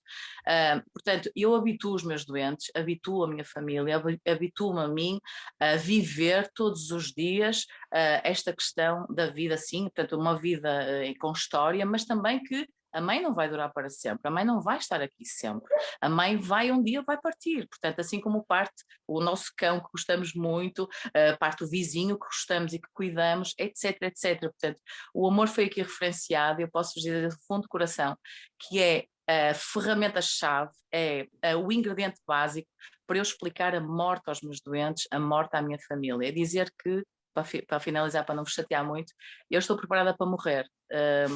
E saliento isso, eu todos os dias faço este caminho de aceitação, eu estou preparada para partir, porque sou feliz todos os dias, faço de tudo para incluir a morte também na minha vida, portanto, esta consciência, a tomada de consciência disto, e é isto que eu acho que nos falta, o luto não ser, ou seja, a morte não ser um tabu, encaramos muito isto, a gente não quer pensar nisto sequer, portanto, a gente não quer imaginar nisto, claro que é dor, claro que é sofrimento, claro que é mutação, claro que é transição, mas também se formos mais conscientes, também se calhar conseguimos ser mais amor todos os dias e mais conscientes todos os dias nestas transições. Obrigada, assim, do fundo do coração, foi muito bom, gostei muito e espero fazer-vos companhia a ouvir deste lado, porque foi mesmo muito bom. Obrigada e parabéns. Muito obrigada. Parabéns também pela sua intervenção, brilhante do meu ponto de vista. De facto, disse tudo, é isso mesmo. O amor é a única coisa que transcende a morte, não há outro ingrediente, é o único. E é efetivamente com essa perspectiva que acabou de falar. Muito obrigada, Alexandre. Obrigada pela sua intervenção. Acrescentar só, se me permitirem. Claro, claro. Esta questão do luto em vida. Ora, a literatura refere-nos, por exemplo, pais que perderam filhos, pais a quem foi dado o diagnóstico aos filhos de cancro. Dois grupos, pais que efetivamente perderam os filhos para o cancro e pais que fizeram luto ante a perspectiva da perda, mas que não os perderam. A sintomatologia depressiva pós-perda é muito maior no grupo de pais que efetivamente perdeu os filhos para o cancro. Mas a sintomatologia quando o diagnóstico e ante a perspectiva da perda e do luto é a mesma nestes dois grupos de pais. Só ante a perspectiva de perder os filhos. Isto era a propósito do que estava a dizer do luto em vida. E estes pais fizeram um luto em vida. Muito obrigada, doutora Diana. Se calhar agora vamos passar à próxima questão. Mónica Cravo. Se estiver... sim. Pode participar. Partilhar a minha vivência. Eu perdi os meus avós no mês passado, derivado ao Covid, foram os dois. Foi uma experiência muito estranha, porque não tinha, derivado a esta altura pandémica, não estava com eles há 3 meses e de repente perdê-los ainda está-me a custar, ainda estou naquela fase inicial do luto.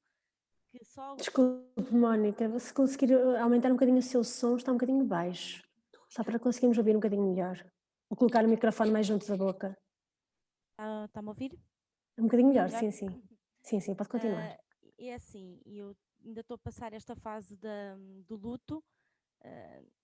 Temos numa época ainda muito a adaptar à perda das pessoas mais chegadas. E ao mesmo tempo também estou a atravessar tentar acompanhar também a minha mãe que perdeu os pais, ainda está a tentar aceitar. Tenho um irmão que também é doente. É tudo um misto de sentimentos e de sofrimento que uma pessoa passa no que imaginou passar, não é? Tanto dá-me para estar bem, como de repente sentir-me muito apagada, muito saudosa, porque isto agora estou na fase da saudade, estou a começar a perceber que eles não estão cá, e eu também estive presente no funeral, foi muito estranho, porque vê-los de repente a serem os dois enterrados, sem poder abraçar, sem poder estar ao pé dos queridos, sem poder estar ali ao pé, é estranho, é muito estranho, com muitas restrições. Também recentemente passei por um divórcio dos meus pais, é um misto de muito sentimento que nós aqui não sei explicar e também não sei como é que tenho força, porque é os meus filhos que me dão força, mas não sei como é que hei de ultrapassar isto. É um misto de sentimentos, mas ao mesmo tempo tenho força, sinto aquela força de poder dar o apoio a quem quer ser ajudado. E eu gosto muito de ajudar o meu irmão e a minha mãe. Neste momento eles são as pessoas, sinto que ainda estão a tentar passar essa dor, mas eu também sinto essa dor, mas também quero tentar poder ajudar. E ainda é muito, não sei explicar, ainda é muito fresco e ainda é um misto de sentimentos, não sei se é já do luto ou se é simplesmente só a saudade. Eu gostava que pudessem me dar um bocadinho esta ajuda, do que é que poderá vir a seguir. É um sentimento muito estranho mesmo. E se pudessem me ajudar. Quem gostaria de comentar? Eu não consegui ouvir. Eu creio que a Mónica perdeu um ente querido. Sinto muito, Mónica, mas eu não consegui perceber quase nada. Consegue? A Mónica refere que perdeu os dois avós ao mesmo tempo agora no Covid, nesta época de Covid, há pouco mais de um mês, percebi. Correto, sim. Também, paralelamente, também sentiu aqui situações de vida complicadas, o divórcio dos pais, mas no fundo em relação a esta questão do luto, pelo que entendi, agora esta sensação de saudade e um bocadinho a perguntar o que é que vem a seguir, o que é expectável que venha a seguir. Quanto tempo foi agora? É recente a perda? Sim. Foi agora nesta fase de Covid, aproximadamente um mês. Foi agora? Ora, Sim. Mónica, se passou pouquinho tempo, deve estar na fase em que procura e anseia pela pessoa perdida. A fase seguinte é a constatação, ou não sei se já se encontra, porque eu confesso que eu não ouvi mesmo nada. Provavelmente será a fase em que vai perceber, vai constatar que esta perda é permanente. Não sei. De qualquer forma, olha, sinto muito pelas suas perdas. Nunca são fáceis, nunca é fácil perder alguém que gostamos, algum ente querido, algum ente significativo. A primeira perda é sempre a mais impactante, teve duas muito seguidas. Sinto muito. De qualquer forma, quando sairmos da pandemia e puder, Mónica, voltar àquilo que conhecíamos como a nossa vida e a nossa rotina, provavelmente ao falar com colegas, amigos, outros familiares, provavelmente o seu processo de luto vai ficar facilitado porque outros vão lhe dar a validação da perda, outros vão ser empáticos, outros vão escutá-la, vão ouvi-la. A questão do tempo, do ouvir. Muitas vezes o que uma pessoa que está em processo de luto, uma pessoa enlutada necessita, é que a escutem, que a ouçam, que a compreendam, que aceitem, que sejam empáticos, que estejam lá para ela. E em tempos de Covid, por vezes isto é muito difícil porque estamos mais isolados e porque os contactos sociais são muito menos intensos. Também me lembrei que a Mónica também colocou a questão de também como dar apoio à mãe, não é? Que acaba por ser a filha dos avós. Tem seu suporte. Maria do Rosário, gostaria de comentar? Não, também tive muita dificuldade em ouvir, mas estou de acordo com a Diana.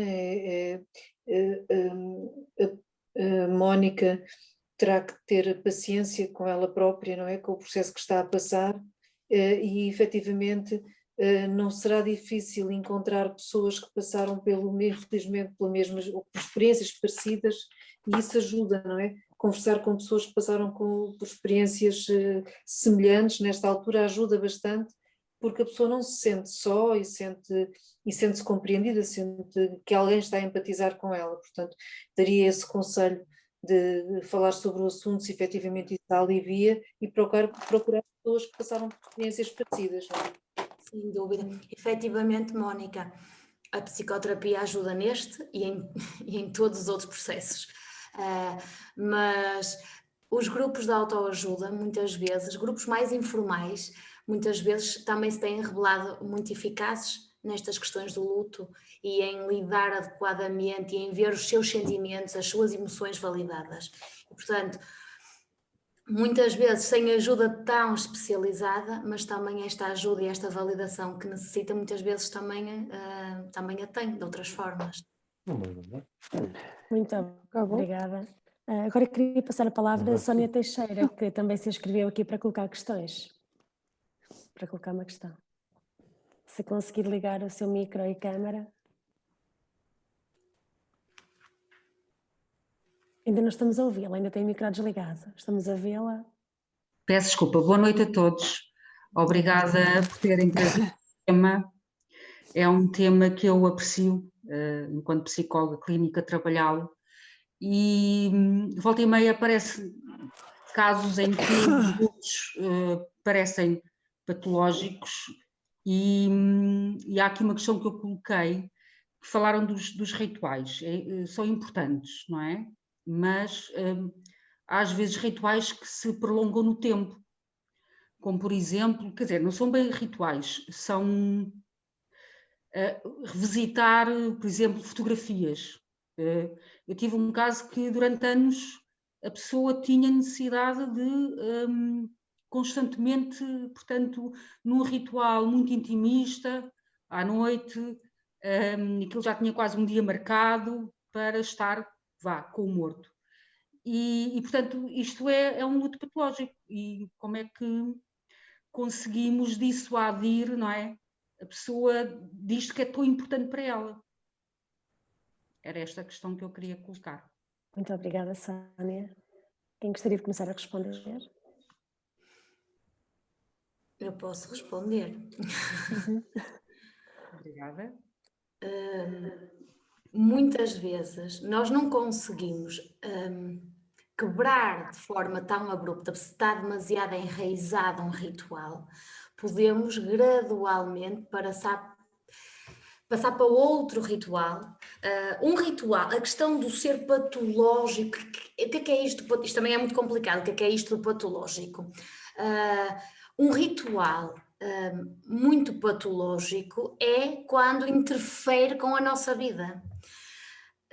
Nesse caso, havia assim quase que um dia marcado para ver as fotografias, mas prejudicava o ritmo de vida, prejudicava a nível pessoal, a nível familiar, a nível profissional.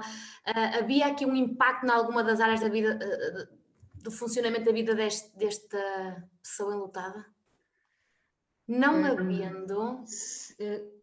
Sim, em certa medida sim. Portanto, isto tinha sido um namorado que tinha morrido e, portanto, as relações a partir dessa morte ficaram completamente comprometidas. Ou seja, a pessoa iniciava relações e automaticamente comparava, idealizava quando estava com o atual namorado, idealizava que estava com a pessoa que tinha morrido e, portanto, isto trazia nesse domínio afetivo problemas e, portanto, as relações foram sempre vividas com grande sofrimento porque nem viviam uma relação, a outra não se pôde consumar e estas também não conseguia e, portanto, foi assim um caso um bocadinho complicado. Pois não há, olha, adorava, não há receitas. É mesmo no decorrer do processo psicoterapêutico, a pessoa provavelmente ficou retida numa das fases, não conseguiu vivenciar, experienciar, lidar com toda a sintomatologia típica daquela fase do processo de luto e, portanto, ficou ali muito retida. É insistir, é trabalhar, é arranjar outras estratégias, mas isto é muito variável, depende muito de pessoa para pessoa. Existem muitas recaídas, muitos avanços e retrocessos e, portanto, isto pode prolongar-se muito, demasiado mais do que gostaríamos no tempo. Se eu lhe disser que isto aconteceu há 20 anos... Eu digo-lhe que me acreditam. Pronto, isto acho que é também um indicador ou um critério para dizermos que é patológico, não é? Portanto, 20 anos é muito tempo, portanto é um sofrimento muito grande. Eu não sei, mas diria que talvez valesse a pena perceber, como a Diana estava a dizer, a pessoa parece ter ficado retida numa dessas fases do luto. Eu diria que valia talvez a pena perceber qual foi a fase do luto onde ela ficou retida e o que é que faltou viver, para podermos facilitar que ela viva o que não foi vivido e eventualmente completar essa fase do luto e abrir possibilidade de passagem para outra. Pronto, posso dizer que a pessoa tinha casamento marcado e, portanto, não viveu, não é? Não passou a esse projeto e pronto. Mas dentro da fase do luto já não está na negação, mas pronto, é aqui um caso para eu estudar bem. Acho que era de tentar perceber bem Sim. onde é que ela está, Okay. O que é que não está a ser possível viver nessa fase, facilitar que esse acontecimento ocorra para que outras fases possam abrir caminho, não é? Abrir caminho para outras fases do luto. Muito bem, obrigada. Nada, mas não é fácil. Não é um caso fácil. Obrigada. Agora, se calhar, chamava Carla Rebelo, que também colocou aqui o seu nome no bate-papo. Olá, boa noite. Obrigada a todos. Olá Maria Rosário, tudo bem? Olá, Carla. Agora só nos vemos assim, já viste? Agora não há outra hipótese. Olha, enfim, eu gostava de acrescentar dois comentários, não é acrescentar, é ser dois comentários que me vieram à cabeça à medida que íamos falando desta questão do luto e de perdas. Uma tem a ver com, a coisa torna-se às vezes muito mais agravada quando há uma espécie de reativação de outras perdas, ou seja, uma perda reativa outras perdas. E aí a coisa torna-se ainda mais grave, não é? E por outro, algo que também já foi aqui comentado, mas que no fundo uma perda muitas vezes também reativa dentro de nós o medo da nossa própria morte, por exemplo, não é? Sim. E no fundo as coisas, e isso também complica, e às vezes quando estamos perante alguém que está em processo de luto connosco, por exemplo, eu sou sempre psicoterapeuta, percebo que muitas vezes as coisas estão ligadas, às vezes a pessoa sofre pela perda, enfim, o luto que iniciou, mas ao mesmo tempo escondido estão ou reativações de outras perdas, e aí temos que investigar, não é? E o que é que isso, uma coisa que leva à outra, ou medo da sua própria morte, e que essas coisas também muitas vezes não estão elaboradas, não é? Enfim, queria só acrescentar estas duas notas. Obrigada, Carla. Eu não podia estar mais de acordo. É óbvio que o luto é um terreno completamente propício para a reativação de perdas, não é? E claro, evidentemente, cada vez que morre alguém, a nossa existência também fica radicalmente posta em causa, sem dúvida nenhuma. Quanto mais próxima a pessoa é de nós, mais assim é. Não é? Concordo em absoluto. Só acrescentar a propósito da reativação das perdas, que efetivamente tínhamos nós as perdas que tivermos de pessoas significativas que tivermos ao longo da nossa vida, do nosso percurso desenvolvimental. A primeira é que reativa mais memórias, a primeira é que fica mais retida, é que causa mais sintomatologia. É a primeira que faz reativar, a primeira é muito mais impactante negativamente que as restantes. Nós espelhamos-nos sempre na primeira. Não há amor como o primeiro e, portanto, a primeira perda significativa é a grande perda. Portanto, inevitavelmente, as que se seguirão vão ter a reativação desta primeira perda dolorosa. E quanto mais tarde, sem dúvida, quanto maior for o vínculo e também a nível desenvolvimental, quando nós mais próximos, supostamente, estivermos da morte, quando perdemos um ente querido, com certeza, começamos a questionar a nossa própria vida, o nosso sentido, a nossa existência e a nossa própria morte, sem dúvida. Muito obrigada. Obrigada. Passo agora a Leandro Paes, também colocou aqui a mão no ar para colocar uma questão. Muito boa tarde, ou boa noite. Duvido que alguém tenha jantado se estiver aqui, mas então boa tarde, digamos. Sou um jovem que começou este ano, ou seja, caloeiro, a estudar Psicologia na Universidade de Trás-os-Montes de Alto Douro, e este tema, de facto, como te referiram também, há vários tipos de perda, como também há vários tipos de luto respectivos a cada perda. Falou-se muito de uma perda física, de uma perda de relação, mas eu, como jovem, já assisti a algumas perdas físicas, claro, mas vejo ao meu redor mais perdas de sonhos, que também foi levemente tocado.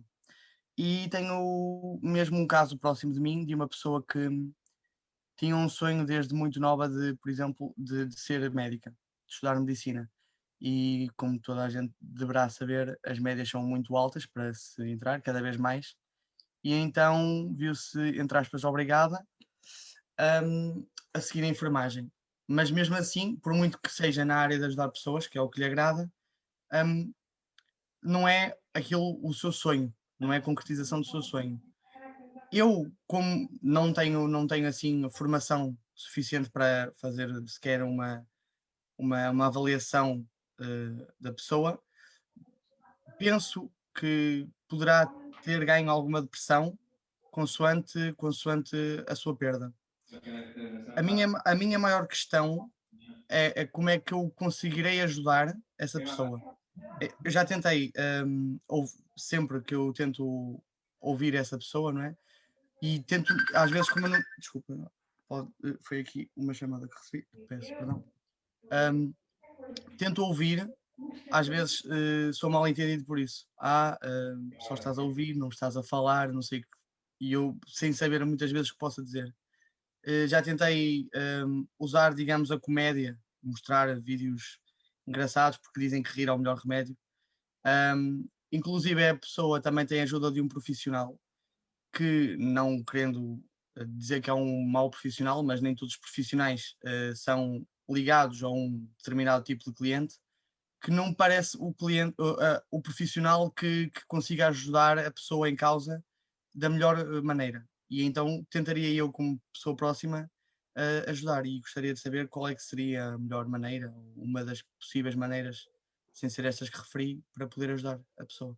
E muito obrigado. É a primeira vez que eu estou a assistir ao evento destes. Não, este evento em si foi muito, muito enriquecedor e dinâmico também, porque várias pessoas participaram, e espero poder voltar a participar em algo do género. Com licença. Leandro, posso começar? Leandro, antes de mais, dar-lhe os parabéns por ter entrado em Psicologia. Está efetivamente numa área apaixonante. Daqui a 5 anos vai falar com esta paixão no olhar, com este brilho nos olhos, como estamos todos aqui a falar. Efetivamente, independentemente de estudar ou não Psicologia, independentemente quando não sabemos o que dizer ou a encontrar as palavras certas, é estar disponível, Leandro. É dar o abraço que aconchega, é dar o beijo que cura feridas, é mostrar empatia, disponibilidade, é o estar lá para. E, portanto, Leandro, está-me a pedir a minha opinião, não deixo de ser psicóloga ao expressar a minha opinião. Eu acho que o mostrar disponibilidade ao outro, o mostrar que está lá, que está a escutá-lo, que está a ouvi-lo, que está a validar o que está a sentir, é o caminho. Para além disso, pode efetivamente questionar. O grande objetivo é ajudar. Às vezes há fases da nossa vida que nós não as compreendemos muito bem. Nós em Psicologia temos um conceito que é o determinismo psíquico, que explica alguma coisa, não é muito, mas eu até fiz tudo para e nada correu como eu queria e também não estou a perceber o que é que aconteceu, que variável é que influenciou, mas às vezes este desvio no percurso tem um significado. Então a questão não é porquê, Leandro, o que eu estava a dizer era como, porque o como em Psicologia corresponde à compreensão dos processos, é aí que eu evoluo, é aí que eu encontro o meu sentido. E, portanto, ajudar a amiga, a colega a passar deste porquê eu, porque esforcei-me tanto, para o para quê, o como, e agora? Gostava só de acrescentar o que eu tenho tentado fazer. Desculpe interromper a doutora. Não. É por acaso o que eu tenho tentado fazer, acho que bem, porque aí está, muitas das vezes consigo ajudar, outras nem tanto, aí está, porque depois a depressão também tem esta vertente que umas vezes um medicamento cura, que são as palavras, por exemplo, outras vezes o abraço cura, outras vezes nem uma nem outra curam e temos que ir buscar outro medicamento, e nem sempre é fácil nós termos um estoque cheio de medicamentos. Nós também, para além de eu, futuro psicólogo, eu como pessoa, nem sempre tenho os recursos, digamos, pessoais também para poder, digamos, ajudar. Posso só acrescentar um pequeno aspecto, Leandro, que talvez possa ser-lhe útil, espero que seja. Eu estou muito de acordo com o que a Diana disse, de facto, não há dúvida que o remédio para todas as dores é o amor, é o afeto, sem dúvida, mas há outro, que é preciso nós não nos esquecermos, que é o limite. Ou seja, você tem que perceber que há um limite a partir do qual, por mais que você queira, você não vai conseguir ajudar essa pessoa. E tem que ser claro, tem que dizer a essa pessoa, eu gosto muito de ti, tenho muito carinho, tenho muito amor, seja lá o que for, mas a partir deste limite eu não te consigo ajudar mais, não é porque eu não queira, não é porque eu seja mal intencionado, não é porque eu não tenha vontade, é porque não está ao meu alcance. E, portanto, isso terás que procurar essa ajuda noutro sítio. Se de facto o teu psicoterapeuta não te está a ajudar nisso, será a altura de equacionar a possibilidade de mudar de psicoterapeuta, por exemplo, não é? Portanto, eu penso que tem que ser, ao mesmo tempo que tem que ser afetuoso, penso que também tem que ser corajoso e seguro, no sentido também de transmitir à pessoa que você não tem nenhuma varinha mágica, você não tem nenhuma capacidade divina, digamos assim, de a colocar no curso de medicina, você não tem essa capacidade, portanto tem que ser claro e tem que lhe dizer com todo o amor que a sua ajuda tem um limite, não é? E isso será, penso eu, bastante útil para si e para ela. É só isto. Podemos agarrar quem não quer ser agarrado. Porque nós às vezes podemos fazemos... ir para o fundo do poço porque amamos muito aquela pessoa e a pessoa lá está, porque se também eu for para o fundo do poço, também não a vou ajudar. E portanto... É mais do que isso, é que às vezes fazemos das tripas coração e de facto não temos o que a pessoa precisa e temos que ser capazes de dizer eu não tenho isso. Eu sei que tu queres, eu sei que tu precisas, mas eu não tenho. Se isso faz de mim uma má pessoa, é um problema que é teu, mas eu não tenho isso. Não é? Continuo a gostar de ti da mesma maneira, mas não tenho. Isso é importante ser dito. Assim, com este tom, não é preciso ser zangado. Sim. Muito obrigada. Não sou tipicamente zangado também, mas acho que já foi uma boa ajuda da vossa parte, por isso muito obrigado. Vou tentar meter isto então mais vezes em prática e esperar que isto resulte. Com licença, mais Ficaria muito contente. Agora chamaria Luísa Carrilho, se ainda estiver presente, para colocar a sua questão. Também pediu aqui no bate-papo, uma vez. Luísa Carrilho. Eu estou presente, obrigada, mas não quero colocar nenhuma questão, só quero agradecer, gostei muito e só quero agradecer. E é o que eu digo no bate-papo, agradeço a disponibilidade não só das oradoras, como de todos os participantes. Não tenho nenhuma questão, gostei muito obrigada. Muito obrigada. Muito obrigada. Obrigada a nós. Eduardo Araújo, então, de seguida. Não sei se já está ligado. Boa noite. Olá, professora Diana. Boa noite. Como está? Tudo Olá, bem? Eduardo. É um gosto revê-la. Fico satisfeito, eu acho que saí daqui com mais, sei lá como é que eu ia dizer, sabe que eu não sou um grande orador.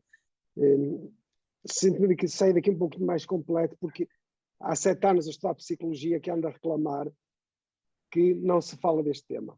Não sei porquê, parece que é um tema tabu. E infelizmente eu estou a entrar numa fase da vida em que me vou confrontar cada vez mais com isso. Posso ser que neste último ano devo ter perdido umas 20 pessoas, umas mais próximas, outras menos. E sinto também, por outro lado, que as responsabilidades para mim vão aumentando, que as pessoas esperam de mim que eu diga alguma coisa, que eu faça alguma coisa, que eu esteja... E eu muitas vezes digo, eu não sei o que dizer. E acho que, pronto, saí daqui, hoje aprendi mais alguma coisinha, do muito que já aprendi consigo. Isto foi mais um bocadinho. Obrigado. É o estar, Eduardo. Eu adoro dar aulas, toda a gente sabe. Mas o que eu digo muito aos alunos quando eles chegam à prática e dizem eu não sei nada, eu acho que não aprendi nada, e eu digo sempre, vocês sabem, vocês têm as ferramentas. 5 anos a estudar, tenho certeza que vocês sabem. Só que, Eduardo, existem tantas especificidades, mas tantas neste... Olha, até na depressão existem especificidades, até no luto. E há aqui tanta coisa. Olha, estávamos horas, eu e a doutora Maria do Rosário a falar sobre isto, a partilhar convosco, mas existem tantas especificidades, Eduardo. Se é o primeiro, se não é, se foi por uma morte, se é violência envolvida ou não... tantas especificidades neste tema que em 5 anos é muito difícil conseguir arranjar unidades curriculares para corresponder a todos os temas. Mas existem estes debates, existem estes grupos, existem os congressos. Não se consegue dar tudo numa licenciatura, num mestrado, nem num doutoramento, mas depois existem estas partilhas e que aprendemos tanto uns com os outros. Olha, hoje aprendi bastante. Aprendi bastante. Obrigado. Então passamos à última questão, voltando ao Miguel. Miguel, pode colocar a sua questão. Eu também primeiro de nada quero agradecer pela temática. A mim me suscitou muita curiosidade, até porque também vou entrar no meu mestrado, a angústia, a morte, não sei o quê. Queria fazer uma pergunta à doutora Maria Rosário. Para quando uma especialização, uma formação em Portugal sobre esta temática, o luto, a morte? Porque aqui no Brasil eles ainda é um tabu também, principalmente aqui no estado onde eu estou, no estado do Ceará. Raramente eu consigo encontrar uma formação ou uma especialização sobre o luto na clínica, a morte. Para quando, doutora? Se for este ano, eu me candidato, eu quero fazer. Pode ser muito caro, não. O real para o euro, a diferença é muito grande. Eu penso que a pessoa indicada para lhe responder a essa pergunta, que está a coordenar estas formações, é a doutora Célia Baldaia, não é? De qualquer maneira, estou muito de acordo consigo, acho que é uma lacuna e que faz muita falta trabalhar, não só para as pessoas em geral que usufruem sempre de refletirmos sobre este tema, mas também para nós, técnicos de saúde, trabalhadores de saúde, não é? Que seja psicólogos, seja enfermeiros, que de facto usufruímos muito sobre pararmos para pensar neste assunto e aliás, sobretudo nós psicólogos que não temos muito, quer dizer, temos teoricamente a ideia da morte, mas não lidamos muito com o corpo diretamente, não é? Portanto, faz-nos muita falta trabalhar sobre estas questões, estou muito de acordo consigo. Então, eu gostaria de ouvir a doutora Célia, se poderá me explicar se vai ter, se estão a projetar alguma coisa em mente para eu me preparar até financeiramente. Portanto, uma especialização do luto, foi essa a questão, Miguel? Sim, foi. Do luto, sim. Em relação ao luto, em relação à depressão, se calhar. O luto e a morte, não é? A morte, né? Porque a morte é um assunto que eu sempre gostei de falar e sim. Eles aqui não falam muito. É fundamental, estou de acordo consigo. É um assunto importante. É algo que podemos pensar, não é? Quem sabe um dia, e aproveito para passar à diretora clínica do IPNP, que poderá responder a esta questão com mais certezas. Valéria, sim. Olá, muito boa noite a todos e a todas.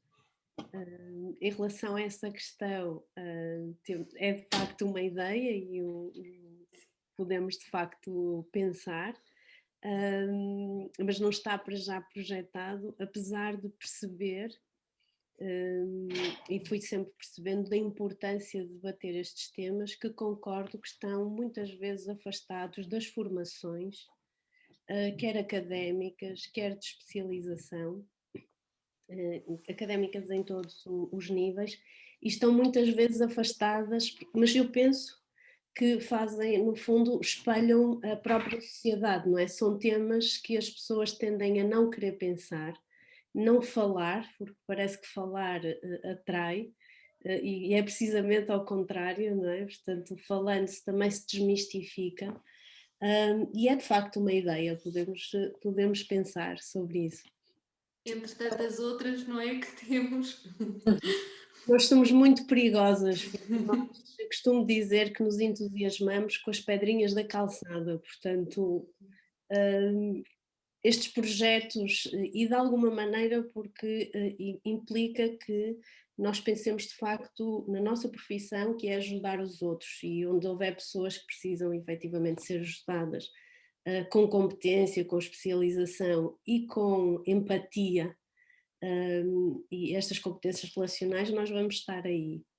Este tema é um tema forte, é um tema intenso, que eu fui de facto escutando as comunicações, as participações, e a palavra que me aparecia mais frequentemente seria muitas vezes o sentimento de impotência, que é algo que nós temos dificuldades em lidar. Alguns participantes falavam não saber o que dizer, e as palavras parecem absolutamente insuficientes, todas as palavras do dicionário para poder ajudar de facto o outro. E eu concordo absolutamente com a doutora Rosário, não é? Que é reconhecermos as nossas limitações, as nossas fragilidades e que não sabemos lidar, não é? E estar, como falou tantas vezes a Diana. A hora vai mesmo muito longa, estamos a prolongar. De toda a maneira é representativa a quantidade de pessoas que se mantêm aqui connosco, o número de participações, o que eu interpreto é que isto é um fórum necessário, absolutamente necessário, para as pessoas poderem de facto falar sobre este tema, que não há muitos locais e muitos contextos onde efetivamente possam fazê-lo. Mas nós temos mesmo que fechar, nós temos que nos separar, que é a morte que nos traz isso, não é? A separação, muitas vezes, e a dificuldade de separação, mas fica aqui o convite para o reencontro, porque dia 21 de maio teremos o próximo Faces de Depressão, que conta com a participação desta vez do Dr. Pedro Frias, psiquiatra do IPNP Saúde, e da doutora Joana Espírito Santo, que é uma oradora que foi recomendada por doutora Rosário, não é? Portanto, nós temos esta dinâmica de passar o testemunho ao próximo orador e, portanto, no dia 21 de maio estaremos a debater suicídio e depressão, que de alguma maneira se encontra ligado de facto a este tema. Da nossa parte do IPNP, de toda a equipa envolvida na comissão organizadora e toda a equipa IPNP, continuamos imensamente gratos pela adesão, pela participação, pelos comentários, de alguma maneira validando que é por aqui de facto o caminho. Tem sido mesmo um gosto partilhar estes momentos de aprendizagem sempre muito ricas, e desejar-vos, antes de mais, um bom fim de semana e do fundo do nosso coração que estejam presentes connosco no dia 21 de maio para podermos refletir mais um tema e contribuir para o desenvolvimento. Permitem-me mais 30 segundos. Não percebi. Eu ontem cruzei-me com uma frase, eu acho que se enquadra muito bem e que é uma frase para ficarmos, para reter. Então a frase é, passa a ler, não é da minha autoria, e é: saudade tem rosto, tem nome e tem sobrenome. Saudade tem cheiro, tem gosto. Saudade é a vontade que não passa. É a ausência que incomoda. Saudade é a prova de que tudo valeu a pena, de que o amor valeu a pena. E terminamos de forma muito importante e poética este momento. Mas eu se calhar não vou terminar porque eu tenho aqui a doutora Joana, não sei se quer dizer um olá. Olá, boa noite. Boa noite. Tinha um cão a ladrar lá embaixo. Tenho que ir abrir a porta. Eu sabia que estava cá, não sei se o Pedro também está. mas assim, é mesmo uma passagem de É testemunho. um alô, exatamente. Para dia 21 cá estamos. Exatamente. A abordar outro tema. Muito bem. Muito boa noite a todos e a todas. E Bem, bem? obrigado. Boa noite. Boa noite. Muito obrigado, doutora Maria do Rosário, Diana, muito obrigada. Boa noite, obrigada. Boa noite. Obrigada a todos, muito boa noite Boa noite. por terem mantido connosco até estas horas.